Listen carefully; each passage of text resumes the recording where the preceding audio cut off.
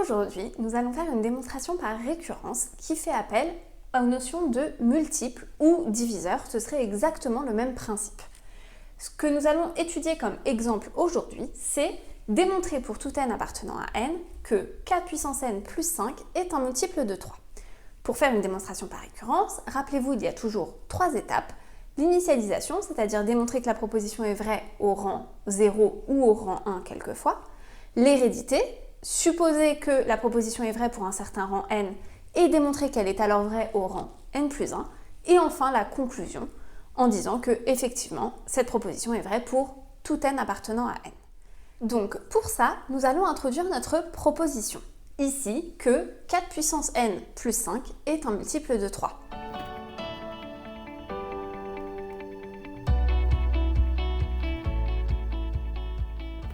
Donc, pour tout n appartenant à n, on va considérer la proposition Pn suivante. 4 puissance n plus 5 est un multiple de 3 et on va commencer notre initialisation. Donc, on démarre avec n est égal à 0. Hop. Et nous allons calculer 4 puissance 0 plus 5. Rappelez-vous, un nombre à la puissance 0 est toujours égal à 1.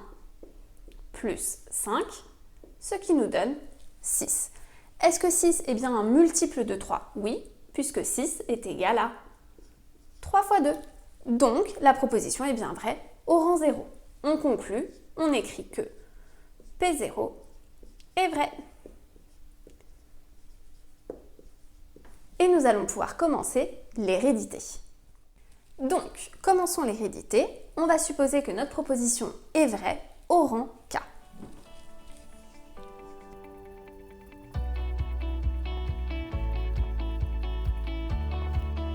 Donc, supposons que la proposition est vraie au rang K, soit 4 puissance K plus 5 est un multiple de 3. Ça, mathématiquement, qu'est-ce que ça signifie? Ça signifie que 4 puissance K plus 5 est égal à 3 fois quelque chose. Donc, on va l'écrire sous forme mathématique puisque ça va nous aider. 4 puissance K plus 5 est donc égal à 3Q par exemple, avec Q qui appartient aux entiers relatifs. C'est forcément un entier positif ou négatif.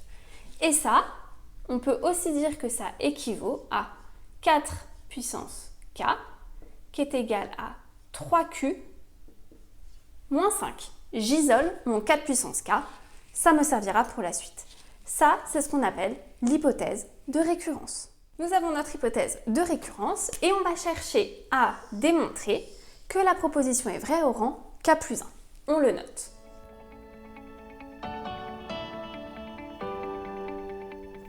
On cherche donc à démontrer que 4 puissance K plus 1 plus 5 est un multiple de 3, c'est-à-dire est égal à 3 fois un nombre, avec L qui est encore un entier relatif.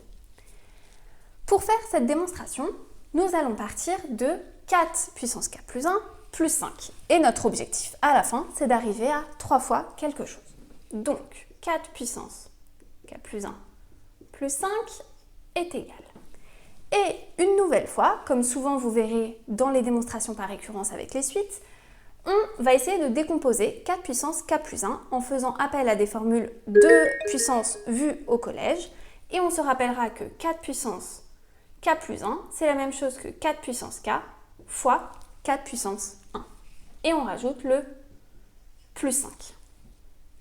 Puis, on remarque que 4 puissance K, on le connaît, puisque c'est notre hypothèse de récurrence. Vous devrez toujours à un moment donné utiliser cette hypothèse de récurrence. Donc, on va pouvoir remplacer 4 puissance K par notre hypothèse de récurrence. Ici, 3Q moins 5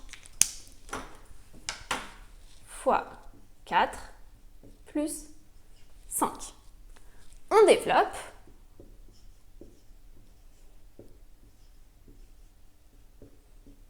Donc 4 fois 3Q, 12Q et 4 fois moins 5, moins 20, plus 5. Ça nous donne 12Q moins 15. Voilà ce à quoi on arrive. Nous, notre objectif, rappelez-vous, ayez toujours en tête Ce à quoi vous voulez arriver, c'est d'arriver à montrer que 4 puissance k plus 1 plus 5 est égal à 3 fois quelque chose. Donc ce qu'on va essayer de faire ici, c'est de mettre 3 en facteur. Pour ça, on se pose la question, 3 fois quoi nous donne 12Q. Ici, 3 fois 4Q. Et 3 fois quoi nous donne moins 15, moins 5. Et là, je suis arrivée à démontrer que 4 puissance k plus 1 plus 5 est égal à 3 fois L, L étant 4Q moins 5. J'ai réussi à démontrer que ma propriété était vraie au rang k plus 1. On conclut en notant donc P de k plus 1 est vrai. Et on a fini notre hérédité. Maintenant, on passe à la dernière étape, la conclusion. Nous avons démontré que Pn était vrai au rang 0, que si elle est vraie pour un certain rang k, elle est vraie au rang suivant.